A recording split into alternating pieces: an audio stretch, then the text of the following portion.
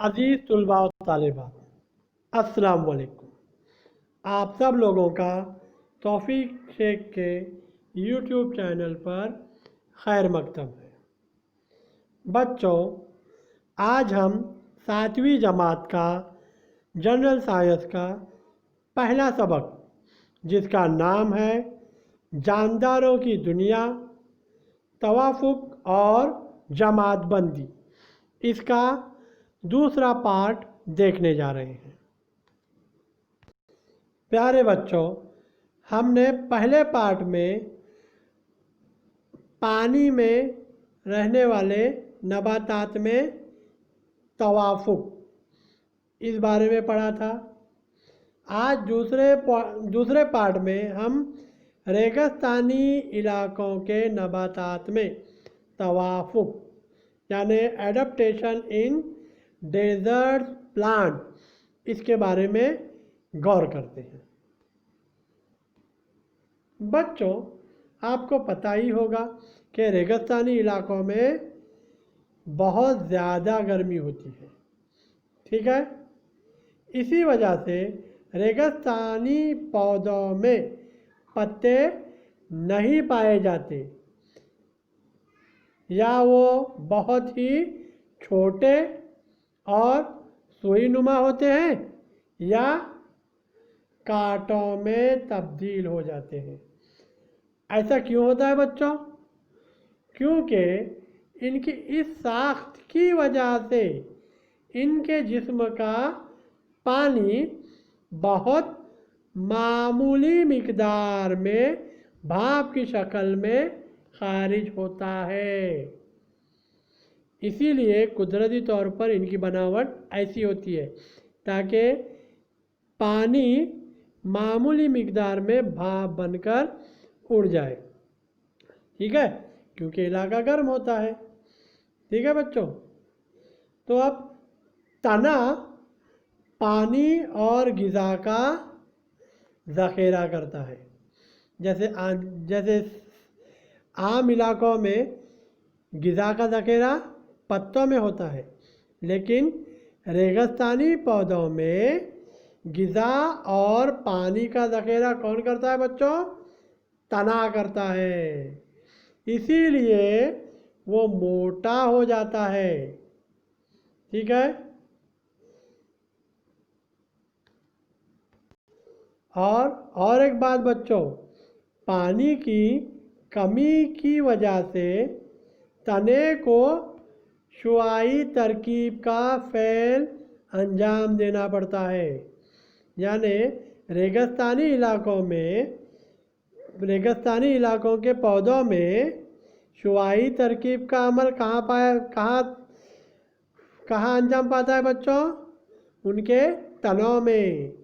इसीलिए रेगिस्तानी इलाकों के पौधों के तने मोटे होते हैं, क्योंकि उनमें पानी और ग़िज़ा का ज़ख़ीरा होता है।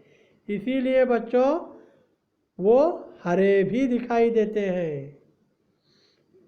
अब रेगिस्तानी इलाकों के जो पौधे हैं उनकी जड़ें पानी की तलाश में ज़मीन के खूब गहराई तक जाती है बच्चों, क्योंकि पानी रेगिस्तानी इलाकों में पानी बहुत कम होता है। इसीलिए वो जड़ें पानी की तलाश में बहुत गहराई तक जाती हैं और कुछ जड़ें दूर तक फैल जाती हैं। इन नबातात के तनों पर भी मोमी मादे की मोटी तह पाई जाती है, ठीक है बच्चों, ये देखो रेगिस्तानी इलाकों में पाए जाने वाले जो पौधे होते हैं ऐसे होते हैं। यहाँ पर आपको नागफनी, ये रेगिस्तानी इलाकों में पाया जाने वाला पौधा है जो इस तरह से दिखाई देता है। देखिए इसके तने बड़े मोटे और हरे हैं और पत्ते कैसे हैं? कांटेदार हैं बच्चों, ठीक है। तो ये है रेगिस्तानी इलाकों के नबातात में तवाफुक, ٹھیک ہے بچوں، چلو اگلا دیکھتے ہیں۔ اگلا پوائنٹ ہے ہمارا برفانی علاقوں کے نباتات میں توافق، یعنی ایڈپٹیشن ان سنوئی ریجن پلانٹ۔ بچوں، برفانی علاقوں کے نباتات کی ٹہنیاں نیچے کی طرف جھکی ہوتی ہیں۔ کیوں جھکی ہوتی ہے، آپ کو کچھ پتہ ہے؟ برفانی علاقوں کے اہم نباتات جو ہم اوپر بھی پڑھ چکے ہیں بچوں، کون سے ہیں؟ دیودار، صنوبر جیسے مخروطی درخت شامل ہیں۔ مخروطی مطلب کیا بچوں؟ آپ نے جوکر کی ٹوپی دیکھی ہے؟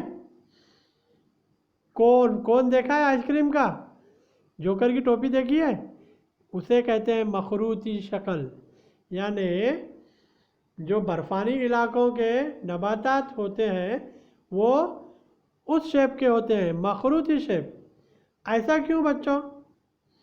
مخروطی شیپ ہونے کی وجہ سے، مخروطی ہونے کی وجہ سے، ٹہنیاں نیچے جھکی ہوئی ہونے کی وجہ سے ان پر برف نہیں ٹھہر پاتی بچوں، کیونکہ وہ برفانی علاقوں کے درخت ہیں نا، یہ برفانی علاقوں کے نباتات ہیں نا، برابر؟